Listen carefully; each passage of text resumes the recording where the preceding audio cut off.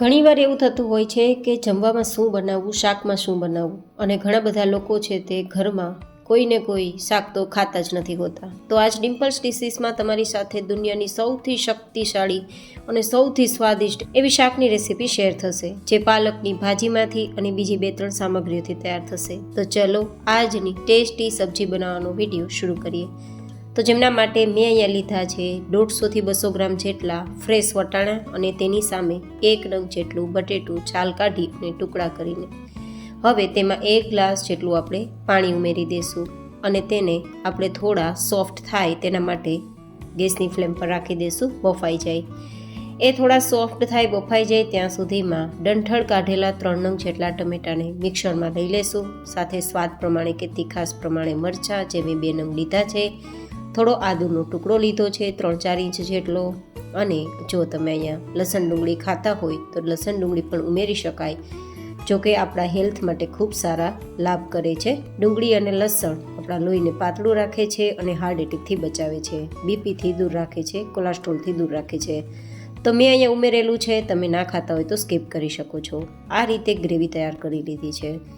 હવે આપણે જોઈએ થોડી જ વારમાં તો વટાણા સોફ્ટ હોવાથી ફટાફટ સોફ્ટ થઈ ગયા છે, પણ બટેટું ખાસ ચેક કરી લેવાનું. બટેટું પણ જો આ રીતે 2 ટુકડામાં ભાગ થઈ જાય તો સમજવાનું સરસ બફાઈ ગયું છે. તો હવે આપણે તેને થોડું મેશ કરી લઈશું. અહીંયા એકદમ માવો નથી તૈયાર કરવાનું, થોડું અધકચરું જ આપણે મેશ કરવાનું છે. તો તમે કાંટા ચમચની મદદથી કે પછી મેશરથી કે પછી તમારી પસંદગી હોય તે રીતે તમે મેશ કરી શકો છો. આમાં રહેલું પાણી પણ આપણે કાઢવાનું નથી, કારણ કે વટાણા બટેટામાં બાફેલું જે પાણી હોય છે ને તેમાં ખૂબ ન્યુટ્રિશિયસ રહેલા હોય છે, તો શરીરમાં ખૂબ ફાયદા કરે છે. અને બાફેલું બટેટું છે ને તે તમારી ક્યારેય કેલરી વધારશે નહીં, જેથી વજન ઘટાડતી વ્યક્તિ પણ આ સબ્જી ખાઈ શકે છે. કારણ કે વટાણા અને બાફેલા બટેટા છે તેમાં પોટેશિયમ રીચ હાઈ હોય છે અને કેલરી લો હોય છે, તો શરીરમાં ખૂબ ફાયદા કરે છે બીપીને કંટ્રોલ રાખવા માટે. હવે થોડું અધકચરું મેશ થઈ ગયું છે, તો તડકો તૈયાર કરવા માટે 5-6 ચમચી જેટલું તેલ ગરમ કરીશું. મીઠો લીમડો, સૂકા લાલ મરચાં, રાઈ, જીરું, હિંગ આવું બધું સતડાવી લેશું.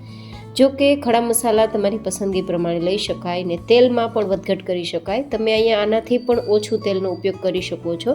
હવે આપણે જે ગ્રેવી તૈયાર કરી છે ને તેને તેલમાં ઉમેરી અને ફટાફટ ઢાંકી દઈશું, જેથી વઘાર બહાર ના નીકળે, અને એકવાર ચલાવી દઈશું. હવે ખાસ આ ગ્રેવી છે ને તેને પકાવવી ખૂબ જરૂરી છે. જો થોડો પણ કાચો ટેસ્ટ રહી જશે ને તો આપણી સબ્જીનો સ્વાદ નહીં આવે. તો ગ્રેવીને પકાવતા પહેલાં આપણે અહીંયા પાલક લઈ લઈશું. 1 મોટી પણી હોય ને તેને મેં ધોઈ સુધારી અને પછી લીધી છે. જે લોકોના ઘરમાં પાલક ખાવાનું પસંદ નથી કરતા ને તેમને તમે આ રીતે પાલક ખવડાવી શકો છો, અને ઘણીવાર શાકમાં શું બનાવવું તેવો પ્રશ્ન હોય તો પણ સોલ્વ કરી શકો છો. દુનિયાની સૌથી તાકાતવાળી સબ્જી બની જાય છે જ્યારે આ રીતે હેલ્ધી પ્રોપર્ટીઝવાળી શાકભાજીનો ઉપયોગ આપણે કરીએ છીએ. તો આપણે પાલક મિક્સ કરી સ્વાદ પ્રમાણે નમક મિક્સ કરી દઈશું, થોડું ધાણા જીરું પાવડર મિક્સ કરી દઈશું, લાલ મરચું પાવડર અને થોડી હળદર પણ મિક્સ કરી દઈશું.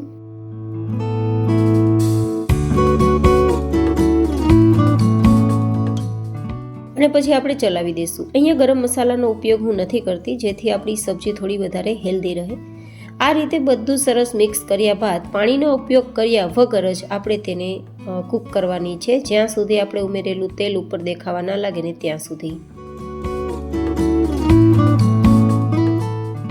તો તમે જોઈ શકો છો કે 5 જ મિનિટની અંદર જ આપણી જે સબ્જીની ગ્રેવી છે ને તેના ઉપર તેલ દેખાવા લાગ્યું છે. તો મીન્સ કે આપણી પાલક છે, ટમેટા ડુંગળી, લસણ ડુંગળી જે કંઈ પણ આપણે મિક્સ કર્યું છે તે ગ્રેવી બધી જ પાકી ગઈ છે. જે કોઈ ગ્રેવી છે તેના ઉપર તેલ દેખાય ને ત્યારે સમજવાનું કે આપણી આ જે સબ્જી છે ને તે પાકી ગઈ છે, ગ્રેવી પાકી ગઈ છે. તો જ્યારે ગ્રેવી પાકી જાય ને પછી તેમાં આપણે જે બટેટું અને વટાણાને થોડા અધકચરા મેશ કરીને તૈયાર કર્યા હતા ને તે ઉમેરી દઈશું, અને પછી ઢાંકી દઈશું થોડું ચલાવીને, જેથી બધું સરસ મિક્સ થઈ જાય. તો ગાઈઝ આ રીતે એકવાર ટ્રાય કરજો પાલકની ભાજી બનાવવાનું. જોકે આ પાલકની ભાજી જ છે, પણ એકદમ યુનિક રીતે મેં તૈયાર કરી છે, જેને પાલકની પાઉંભાજી સાથે ખાઈ શકાય તેવી ભાજી પણ કહી શકો અને સિમ્પલ ભાજી પણ કહી શકો. તમારું શું માનવું છે, આનું નામ શું રાખી શકાય એ મને કોમેન્ટ બોક્સમાં લખીને જરૂર બતાવજો. હવે 1 ચમચી આપણે ગોળ મિક્સ કરી દઈશું, કારણ કે ટમેટાની ખટાશ છે તો સબ્જી ખાટી ના લાગે. હવે આપણે માત્ર 5 મિનિટ ધીમા ગેસની ફ્લેમ પર થવા દઈશું, તો બધું સરસ મિક્સ થઈ જશે.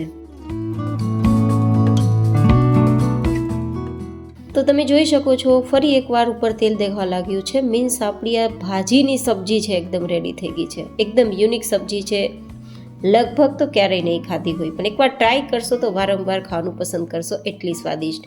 અને આમાં પાણીવાળા શાકભાજી વધારે ઉપયોગમાં લીધેલા છે, તો તમારા વજન ઘટાડવામાં, ડાયાબિટીસ કંટ્રોલ રાખવામાં, બીપી કંટ્રોલ રાખવામાં, અને સાથે સાથે તમને જો કબજિયાત જેવી બીમારી હોય, ગેસમાં અપચો આવું બધું થતું હોય તો તમને તેમાં પણ ફાયદા કરશે. તો હવે ગરમા ગરમ આ સબ્જીને રોટલી, પૂરી, પરાઠા, પાઉં, બ્રેડ બધા સાથે સર્વ કરી શકાય. ઇનફેક્ટ તમે ખીચડી કે રાઈસ સાથે પણ ખાઈ શકો છો. અને વિડીયોને લાઇક કરી ચેનલને સબસ્ક્રાઈબ પણ કરી દેજો. ફરી મળીશું નેક્સ્ટ રેસિપીમાં કે નેક્સ્ટ ઇન્ટરેસ્ટિંગ વિડીયો સાથે. ત્યાં સુધી stay healthy and stay happy.